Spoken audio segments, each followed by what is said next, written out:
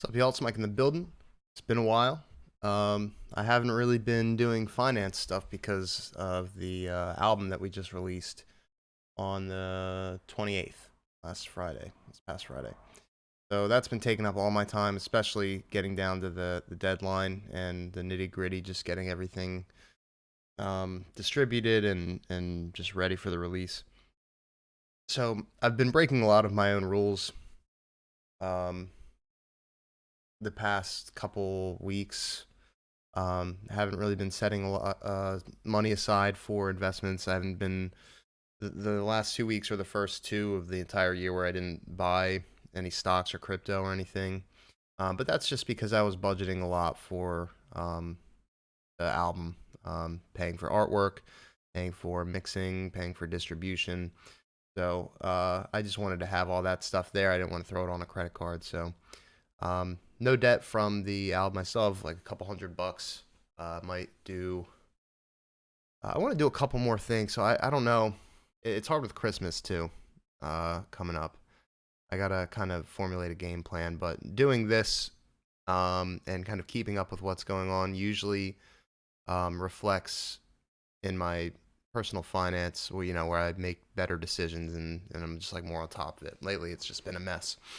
So I did do my net worth for last month, even though I didn't post it. I guess we could just go to that real quick. So net worth as of October 6th was 201, and that was a change of 2.27% to the downside. So about a change of $4,000. Let's see. I don't know why I do this. I like having like some kind of build up to like not just have it all there. But yeah, so I did get my accounts receivable, the little loan that I had outstanding. I was paid back, so that's all full now. Um, so yeah, me and my business partner are just sitting on like 50 grand waiting for. We want to get into real estate. We might end up doing something else in the meantime, just because the market's really difficult right now and really expensive. So, uh, I mean, I feel great just sitting on a bunch of cash, just waiting for like a decent opportunity. So that's probably going to be there for a while. um, let's see. The house, this is the same. I do all this. This stuff is always the same. I could have just kept that probably. Stocks and crypto. Do this. Yeah, so stocks, I think between the 2 months didn't really move that much. I think it's almost within like $40. Yeah. Crypto moved up a little bit. Crypto has, for me, my benchmark with how much I have invested has been like if it's over $4,000, like the value currently, crypto's doing okay. When it dips below that, it's kind of I think that's like when you're hitting like your 18K.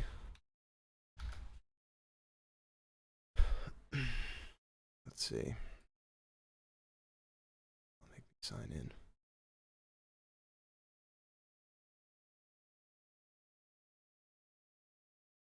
Where are we at now? 20 20.4. That's been kind of flat, right? Yeah, hasn't been doing much. This started getting nerve-wracking in here. It traded within that channel. It never dropped below this. I don't know why I made that line.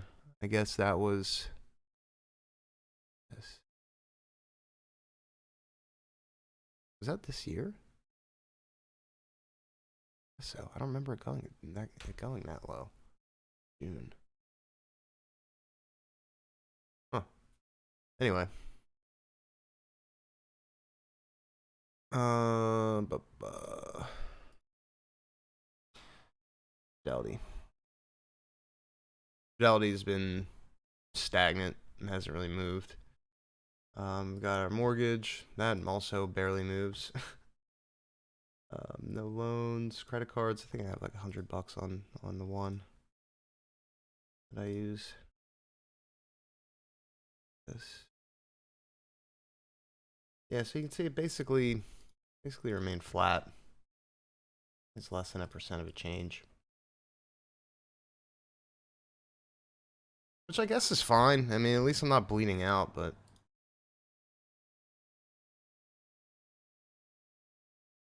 it's like it's bottoming out here. Yeah, because I don't know if you remember, we had this looking back at the month of June, and it was a higher high. So we were wondering if that could have been a turning point, and then we've got this, and now we're here. I think might be the lowest it's been. Yeah, I really didn't want to break 200. It's knocking on the door. S&P is continuing its correlation. Let's see. So yeah, I just wanted to check in on a couple things because I haven't really been actively checking things every day. I mean, I went from doing that report thing that I did. I forget which month that was. But I was really in depth with it. I was checking things every day. I was looking at like headlines and like keeping up with all the catalysts. In the past like couple months, I haven't been doing that at all. So I know today there's an FOMC meeting going into tomorrow, so we'll hear about what they want to do with rates tomorrow, probably around like 2 p.m. So maybe we can like jot some of these things down.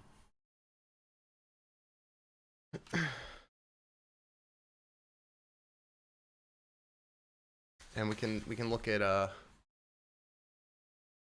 gonna look at mortgages and the Fed Watch tool. That tells us what people are thinking the hike is going to be tomorrow, which I think is probably 75 basis points. So FOMC 11 2. I think it's like 2 p.m. We can verify that. Yeah, let's take a look at this. So this is the financial resource guide. If you haven't seen any of my videos before, I reference this a lot. It's just something that I put together to kind of help consolidate all these, just a bunch of things. So this is where I like to go to try and check catalysts. I tried to make it for people that also like never do that and like want to learn a little bit more about finance and maybe hear terms and see abbreviations and things like that and don't know what they are. I obviously haven't finished this yet. I mean, I just sometimes when I think of something, I'll just add it and try and get to it later. It's a constant work in progress. But if this is helpful, let me know, and if there's anything you want to see on here, I can add it. All right, so let's go to the Fed Watch tool.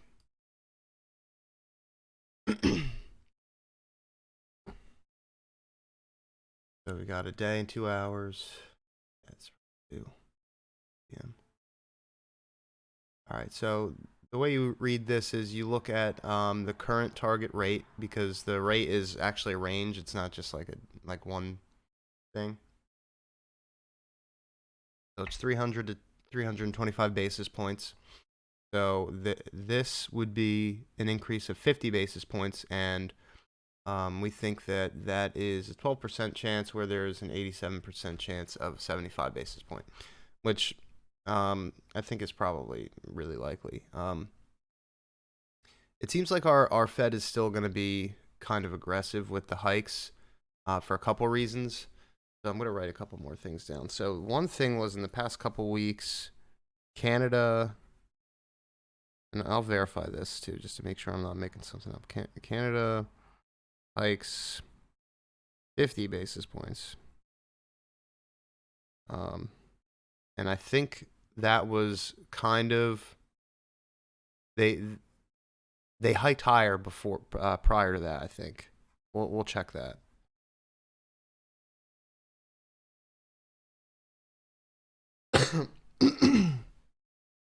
So people saw that and thought, oh well, maybe if Canada's doing that, our Fed will follow suit.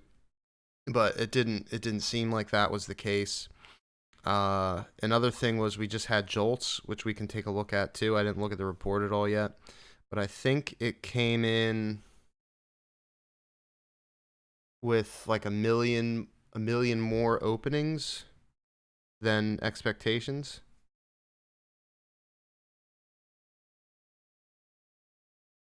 We'll verify all this. And that is important because the Fed is looking to tighten the labor market and kind of squash wage growth, which sounds horrible. I mean, it is, but um, they want those metrics going in that direction. They don't want more openings than there are people that are able to work, and they don't want wages growing as fast as they are because it contributes to inflation. So, well, I guess we're done looking at this. Let's verify that Canada raised. Canada. I don't know. I don't know what their Fed is called. Like, let's see. Let's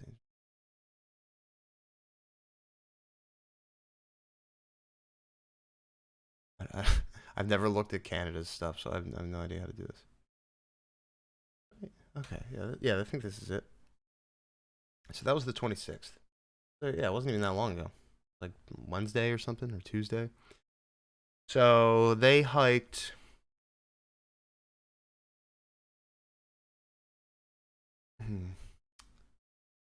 Okay. So they hiked 25, 50, 51, 75, 50. So see, they started kind of tapering down their hikes. Okay. So that was true. Let's look at the JOLTS report.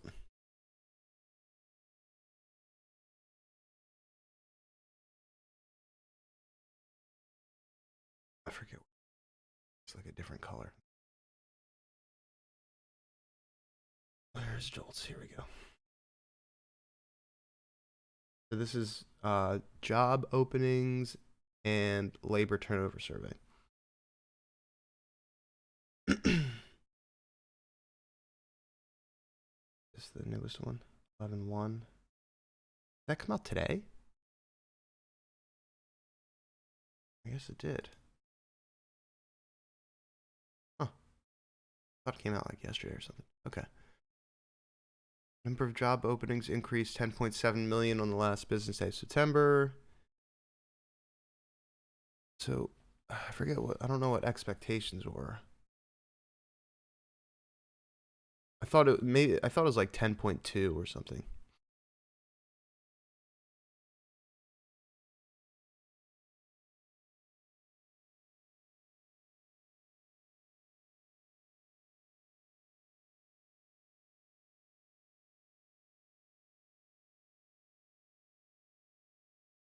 Yeah, but this is one of the reports the Fed looks at, and I think that's probably going to be contributing to them hiking higher. Oh, let's look at mortgage rates too. I don't know if I have a link for that. I think I might, but I don't like the one I have for it. New houses for sale. We can look at a couple of these just for the heck of it. Monthly supply of new homes.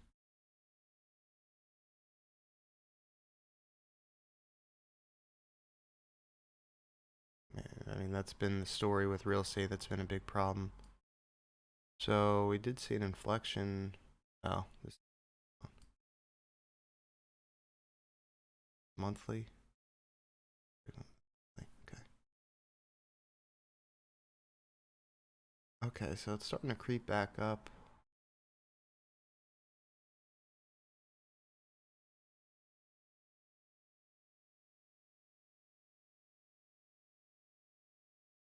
That's what we want.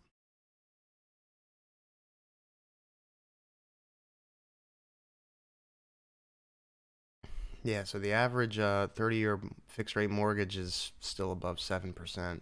That's crazy.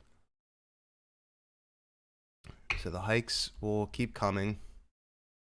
They're either going to stay flat and keep doing 75, or they're going to taper and they'll probably just go to they'll still hike 50 basis points.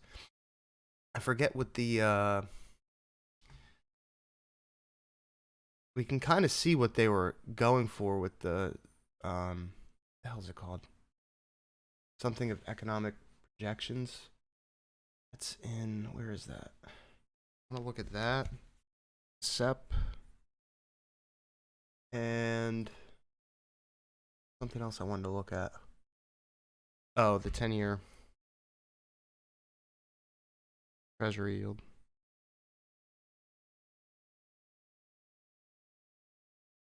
That's been going up.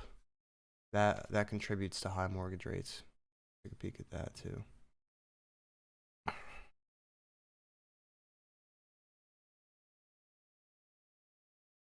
That should be in here. There's the yield curve. We can look at that too. This is the thing that they were talking about. Was it like 6 months ago or a year ago? I don't even know now. When this inverts, it's supposed to indicate a recession, which, I mean, we've been inverted. Damn, I haven't looked at this in a while. We've been inverted since July. That's crazy. Where is... Do I not have the 10-year on here? Might not. I don't feel like adding it right now.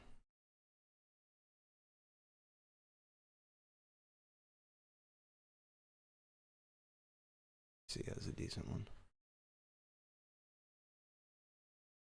Yeah, 4.05. I wonder if that came down a little bit from, yeah.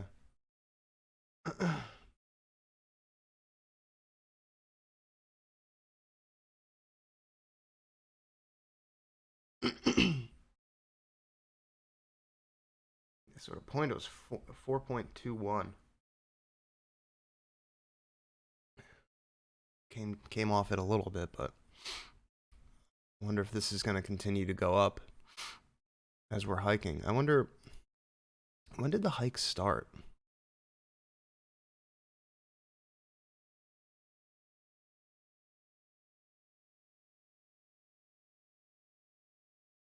Basically, since the beginning of the pandemic, it's just been going up. Okay.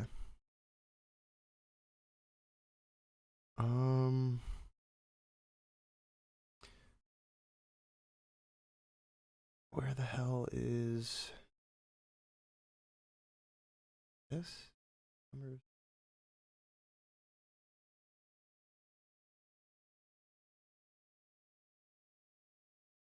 Are they from the minutes?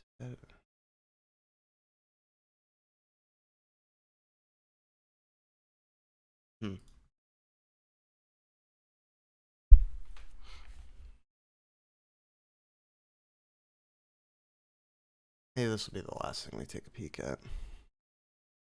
Sorry, I should have been a little more prepared, but I mean, I'm just kind of checking all this stuff in real time with you guys because usually I have an idea of what's going on already. So this should have the summary of economic projections. Is that what the asterisk is? Yeah.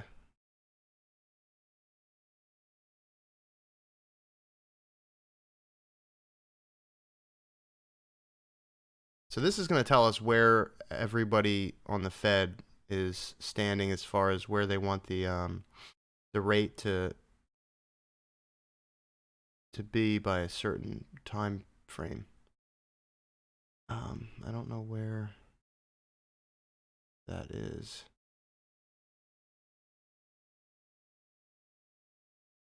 Let me try the PDF.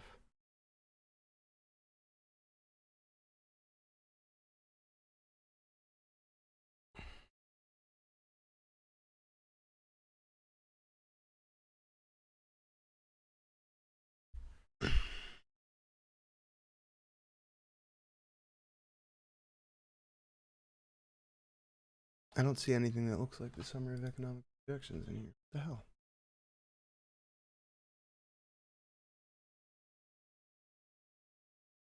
Mad dumb. Oh, maybe this is what we want. Nope. The hell? Oh, where is the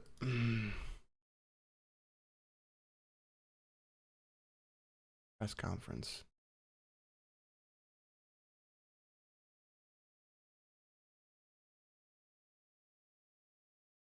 Here we go. Is this right? I thought it looked different.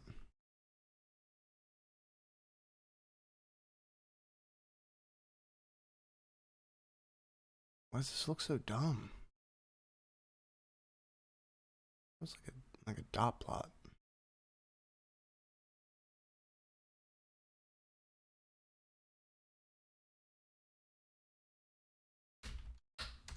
Whoops.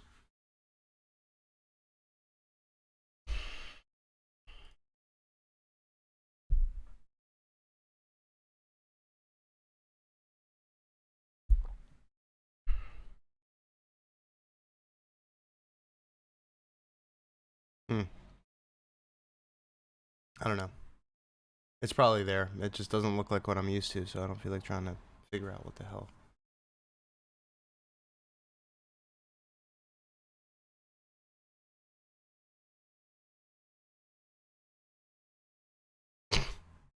That's very helpful. Okay, thanks, guys. Thanks for sitting with me while I'm trying to figure that out. Next time I'll be way more prepared.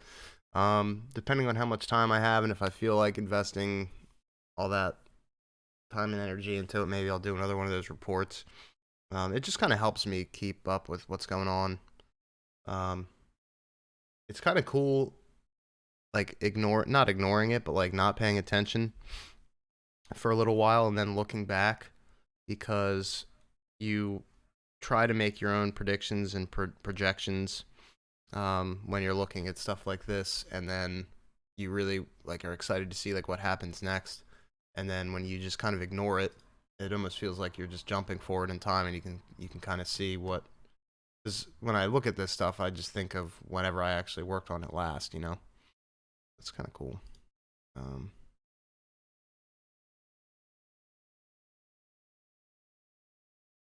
Oh yeah, okay. This is kind of what I wanted to look at.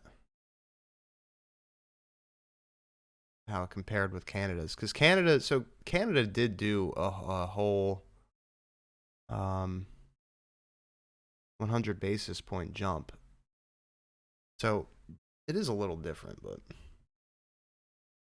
all right, guys. There's tons of stuff related to the album on the channel. Check that out. And keep checking back for more finance videos. Might do some magic videos too. We'll see. I don't know. I've been getting my ass kicked.